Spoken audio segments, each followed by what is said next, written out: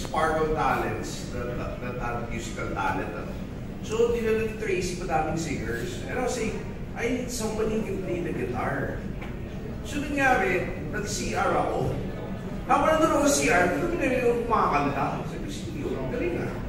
Paglabas ko, si Matt Lozano. Sabi ko, uuwi na, may nanalo na. So, Matt was, actually, I was sure if Rian was going to be on board. So, technically, Matt was the first one casted. Then, Glyza, we found out about Glyza, Glyza said yes. Actually, she said no first. Then she said yes. Then we were shooting her scenes.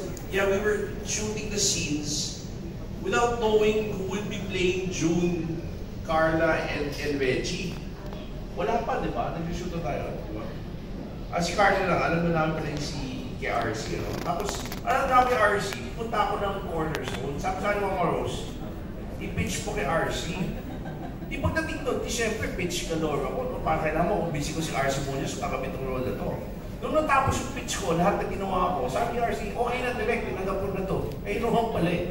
Nag-pitch pa ako. Then I found out Rian was on board, and I was so happy because originally this was us. So then I met River on the set already, because si Mama Rose yung nakapagkasa kanya, and we hit it off really well. And these kids, they're my Avengers. This is how it feels to make the Avengers. It's a wonderful cast, and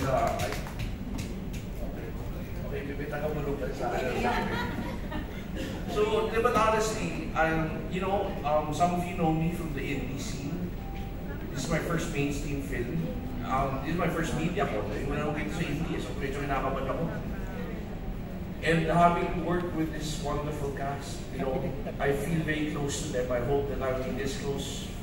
I told them, 20 years from now, let's do a reunion. Because this was such a special film. It's kind of like the Sound of Music. Every so often we see each other, remember what we did. And of course, I don't know if it's a spoiler, I'm already planning part 2. Pero it all depends if we actually do really well. Kasi kailangan namin ng pera para going in part 2. So please help us promote this so that it will be a blockbuster. So, and then malay mo kung blockbuster siya, may part 3, may part 4 pa.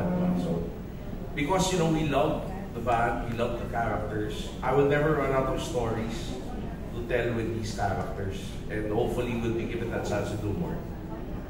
That's beyond the question already. Yeah. But anyway, I'm giving this back to you. I hope it doesn't come back to me.